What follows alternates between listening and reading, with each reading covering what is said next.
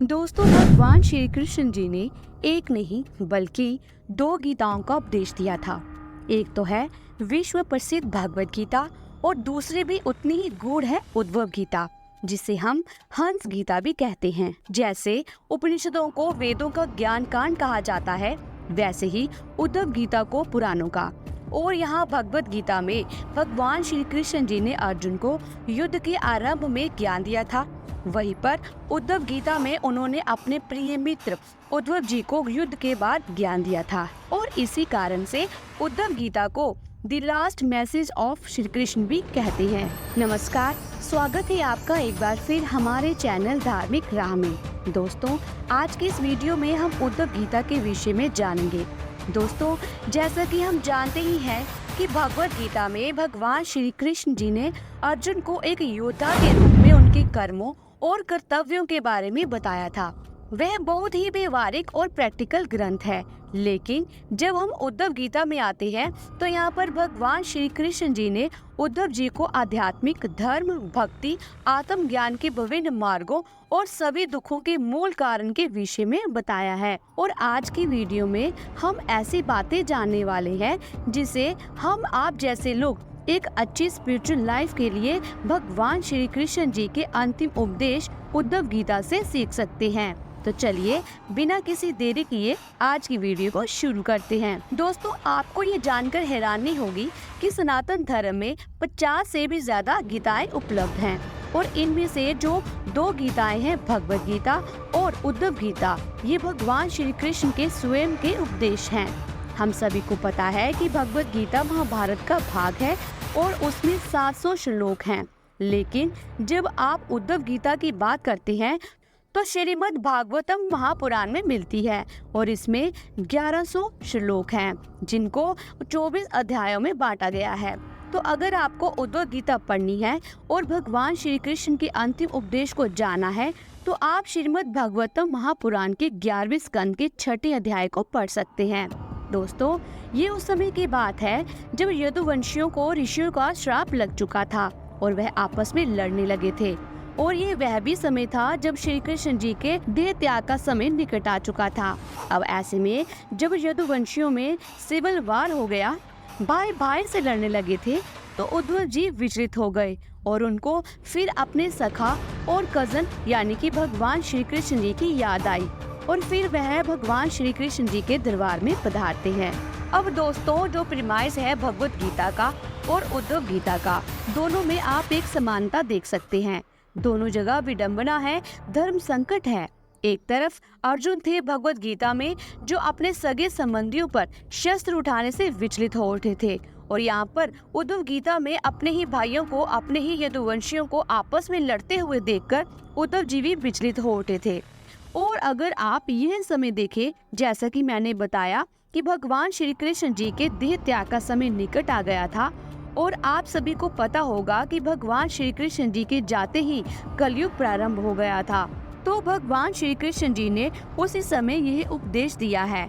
तो एक तरफ हम ये भी कह सकते हैं कि जो उपदेश है ये कलयुग वासियों के लिए बहुत ज्यादा इम्पोर्टेंट है, क्योंकि इसमें भगवान श्री कृष्ण ने ये बताया है कि कलयुग में कैसे रहना चाहिए, इस विषय पर ज्यादा उपदेश दिए हैं। और अब जब उद्धव जी भगवान श्री कृष्ण जी के पास पहुंचते हैं तो उन्हें पता चलता है कि भगवान श्री कृष्ण जी अब अपने लोक में जाने वाले हैं। तो वह उनसे विनती करते हैं कि वह भी उनको अपने लोक में साथ ले जाए। दोस्तों, भगवान श्री कृष्ण जी को उद्धव जी बहुत प्यारे थे और उद्धव जी उनके प्रिय मित्र थे। तो वह भी यही चाहते थे कि उद्धव जी भी वहां ना रुके। इसलिए आप उद्धव गीता के दूसरे अध्याय के 4थे श्लोक को पढ़े तो वहां पर भगवान श्री कृष्ण जी उद्धव जी को बोलते हैं कि मेरे जाने के बाद तुम्हें कलयुग में नहीं रुकना चाहिए। अब भगवान श्री कृष्ण जी के लोक में कैसे जाना है, उनके साथ एकाकार कैसे होगा, मोक्ष कैसे प्राप्त होगा और कलयुग में कैसे रहना चाहिए, तो इन सभी विषयों पर उद्धव गीता में भगवान श्री कृष्ण जी ने अपना ज्ञान दिया है। अब हम बारी बारी से जो मुख्य शिक्षाएं हैं उनको इस वीडियो में देखेंगे। दोस्तों, जब हम पहली शिक्षा के बारे में बात करते हैं वह हमें दूसरे अध्याय के 6ठे श्लोक में मिल जाती है।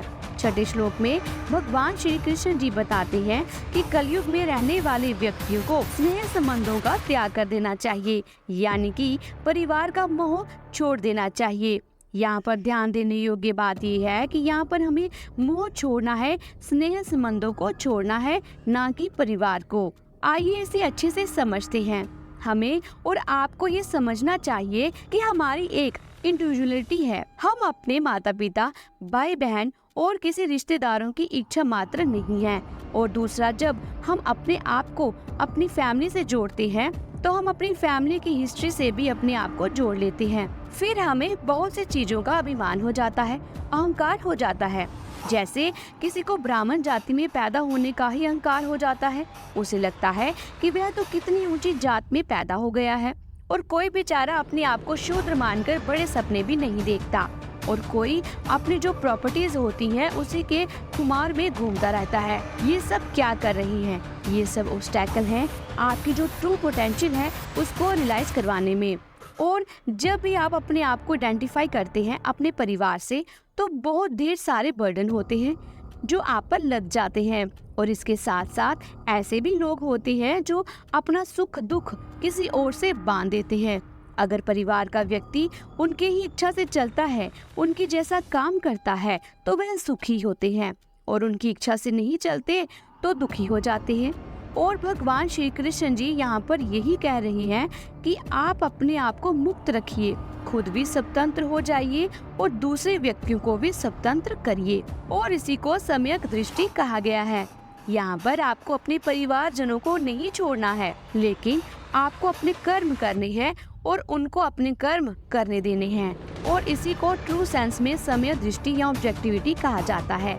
तो आप जब इस प्रकार से जीना प्रारंभ करते हैं तो ना केवल आप अपने आप को मुक्त करते हैं, बल्कि अपने साथ ही अपने परिवारजनों को भी मुक्त करते हैं। तो ये सबसे बड़ी सीख थी हम कलयुग में रहने वाले व्यक्तियों के लिए। अब हम बढ़ते हैं अगली सीख पर। दोस्तों, आपने ये ध्यान दिया होगा कि जैसे जैसे समय आगे बढ़ता जा रहा है, वैसे वैसे हमारा अटेंशन स्पैन बहुत कम हो गया है। हम किसी एक चीज पर 2 मिनट भी पेशेंटली नहीं दे सकते। जब तक हमारा डोपामिन हिट नहीं होता, हम उस चीज से नहीं जुड़ते। और ऐसा क्यों हो रहा है? क्योंकि हमारे पास विषय भोग की जो चीजें हैं वह बहुत ज्यादा हो गई हैं। हमारे पास चॉइस है। आज एक ही क्लिक में हमारे मनपसंद चीजें हमारे सामने आ जाती है।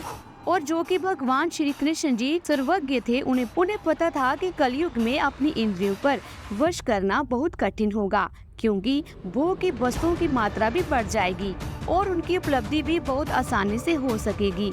इसलिए उद्धव गीता के दूसरे अध्याय के 9वें श्लोक में ही वह अपनी इंद्रियों को वश में करने के लिए कहते हैं।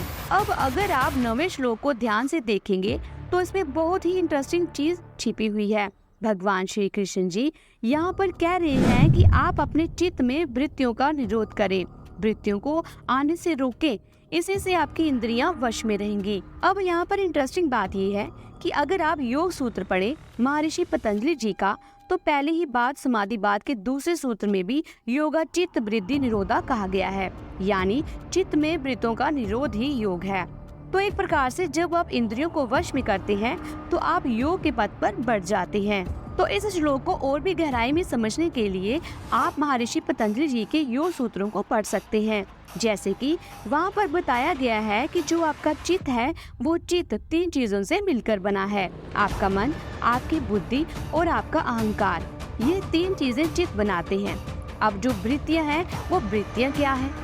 ये उस जगह पर आपके चित्त में उठने वाले विचार हैं। अब ये भी 5 तरह के बताए गए हैं। प्रमाण, विपर्य, विकल्प, निद्रा और स्मृति, ये 5 तरह की वृत्तियां होती हैं, यानी विचार होते हैं, थॉट्स होते हैं, जो आपके चित्त में लगातार उठते रहते हैं। तो इन्हीं को रोकना है। दोस्तों, अब उद्धव गीता से मिलने वाली तीसरी शिक्षा की तरफ बढ़ते हैं। अब दोस्तों ध्यान दें, तो हम क्या करते हैं कि हम प्रश्न नहीं पूछते, और विशेषकर जब धार्मिक बातें होती हैं तो वहाँ पर प्रश्न करना बंद कर देते हैं। उल्टा हमें ही डर लगा रहता है कि अगर हम इतने प्रश्न पूछेंगे तो फिर किसी चीज में विश्वास नहीं करेंगे, तो कहीं भगवान ना हमसे नाराज हो जाएं। तो इस प्रकार की भावनाएं हमारे मन में आती हैं। लेकिन प्रश्न पूछना बहुत आवश्यक है। और इसी बात पर जोर देते हुए भगवान श्री कृष्ण जी उद्धव गीता के दूसरे अध्याय के 19वें श्लोक में उद्धव जी को समझाते हैं कि कलयुग में जो मनुष्य क्यूरियस रहता है कि ये जगत क्या है, कहाँ से आया है, इसमें क्या क्या काम होते हैं, किस तरह से फंक्शन करता है, अपने अस्तित्व पर विचार करता है, तो वह मनुष्य बहुत ढेर सारी अशुभ चीजों से अपने विवेक से बच जाता है। और इसके बाद के 20वें श्लोक में बहुत अच्छे से वह क्लियरली स्पेसिफाई करते हैं कि जो व्यक्ति हर एक चीज को तर्क और विवेक से समझता है उसके लिए हर एक चीज आध्यात्मिक गुरु बन जाती है। और हर एक चीज ही नहीं बल्कि वह स्वयं भी अपना आध्यात्मिक गुरु बन जाता है। और इस बात को समझने के लिए भगवान श्री कृष्ण जी उद्धव जी को एक कथा सुनाते हैं। ये कथा अवधूत दत्तात्रेय जी और राजा यदु की रहती है। इस कथा में राजा यदु अवधूत ब्राह्मण दत्तात्रेय जी के ज्ञान से बहुत ज्यादा प्रभावित रहते हैं और रहस्य जानना चाहते हैं। तो दत्ता जी के पास जाते हैं और पूछते हैं कि उनको इतना ज्ञान कहाँ से मिला, जबकि उनको पढ़ते लिखते नहीं देखा, वह बस उनको विचरण करते हुए ही देखा है।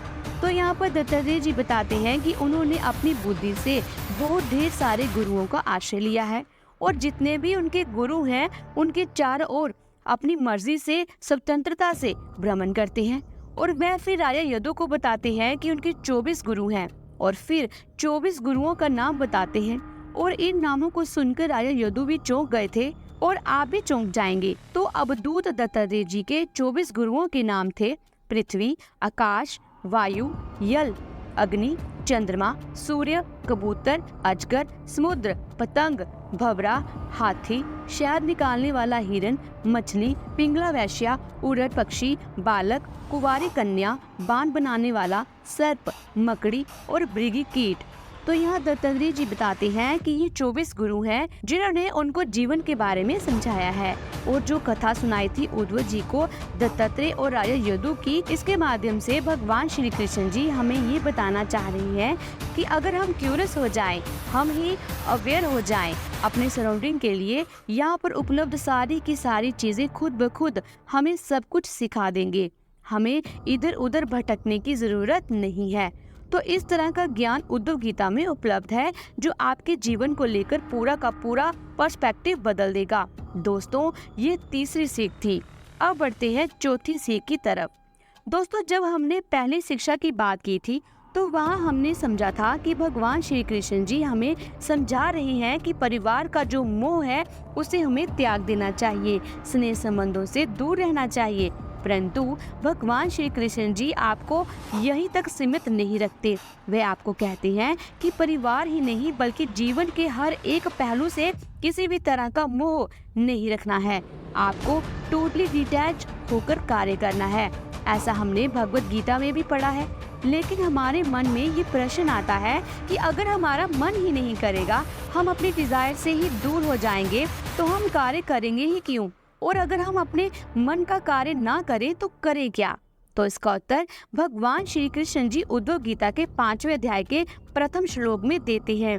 यहाँ पर भगवान श्री कृष्ण जी कहते हैं कि आपको अपना कर्म अपने मन के अनुसार नहीं बल्कि आपको अपने वर्ण और आश्रम के अनुसार करना चाहिए। और ये कर्म भी आपको निष्काम भाव से करना है। उससे भी जो हमें रिजल्ट मिलता है उनसे भी मोहित नहीं होना है। अब साथियों, ये सुनने में तो बहुत अच्छा लगता है, लेकिन जब हम प्रैक्टिकली करने जाते हैं तो हमारे लिए इम्पॉसिबल हो जाता है। लेकिन यहाँ पर एक प्रैक्टिकल उपदेश भी है जिसमें 2 चीजें हैं।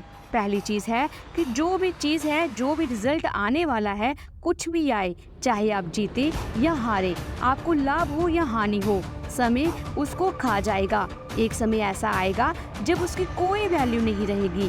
तो अगर आप इस बात को समझ लें कि अगर मैं जीत भी जाऊंगा तो ये जीत बनी नहीं रहेगी, कालक्रम में ही ये जीत भी समा जाएगी। तो यहाँ पर आपको समझ में आएगा कि आपका केवल कर्तव्य जो है वही आप करें। उसका रिजल्ट जो भी होगा वह समय में आगे चलकर कोई भी वैल्यू नहीं रखेगा। दूसरी टेक्निक, यहाँ पर भगवान श्री कृष्ण जी बताते हैं कि यदि आप निष्काम भाव से काम करते हैं और एक समय ऐसा है कि आपको दिक्कत होने लगी, या आपको लगे कि आप इस तरह से आगे नहीं बढ़ सकते, तब फिर से आप अपने चारों ओर चीजों को ऑब्जर्व करिए। जैसा कि हमने तीसरी सीख में देखा था कि आपको आसपास की ही चीजें आपको आपके जीवन का गूढ़ से गूढ़ रहस्य बता देंगी। इससे आप ऐसे समझिए कि कोई व्यक्ति मान लीजिए काम करता है, वह इसलिए काम कर रहा है कि उसको कार खरीदनी है, तो वह तो कार तो खरीद लेगा और दुनिया भर को दिखा भी देगा और उसको कुछ दिन अच्छी भी लगेगी, वह एंजॉय भी करेगा। लेकिन 6 महीने बाद, 1 साल बाद वह एंजॉयमेंट खत्म हो जाएगा और कार की फिर क्या बची रह जाएगी? EMI बची रह जाएगी, मैनेजमेंट बची रह जाएगी, इंश्योरेंस बचा रह जाएगा। कार कभी टूट गई तो उसकी चिंता सताएगी। तो हर एक चीज दुख का कारण ही बनती है। तो यहाँ पर भगवान श्री कृष्ण जी बता रहे हैं कि जब आपको लगे कि निष्काम भाव काम करने से आपको दुख पहुँचता है, तो आप चीज़ों को ऑब्जर्व करना शुरू कीजिए कि जो सकाम काम कर रहे हैं, जो भी प्राणी, वो दुखी को ही प्राप्त होता है, सुख को नहीं। और जब आप ये बात ऑब्जर्व करेंगे तो आपके अंदर स्वतः ही निष्काम भाव जन्म ले लेगा और आप एक हेल्दी डिटैचमेंट प्रैक्टिस करने लगेंगे। तो साथियों, ये उद्धव गीता से 4 बड़ी शिक्षाएं हैं जिनकी सहायता से आप कलयुग में सुखी रह सकते हैं और इनके माध्यम से आप भगवान श्री कृष्ण से एकाकार हो सकते हैं। दोस्तों, अगर आपके घर में श्रीमद् भागवतम महापुराण है तो उसमें जैसा कि मैंने बताया कि 11वें स्कंद के 6ठे अध्याय में उद्धव गीता हमें मिलती है, तो वहाँ भी जाकर पढ़ सकते हैं। दोस्तों, आज की दी हुई जानकारी अगर आपको अच्छी लगी हो तो वीडियो को लाइक करें, अपने फैमिली फ्रेंड के साथ शेयर करें और अगर अभी तक आपने हमारे चैनल को सब्सक्राइब नहीं किया है तो चैनल को सब्सक्राइब करके बेल आइकन के बटन को जरूर प्रेस कीजिएगा। इससे ये होगा कि जो भी नई वीडियो मैं अपलोड करूंगी उसकी नोटिफिकेशन आपको मिल जाएगी। जल्दी मिलती हूँ एक नई धार्मिक वीडियो के साथ। तब तक के लिए जय श्री कृष्ण।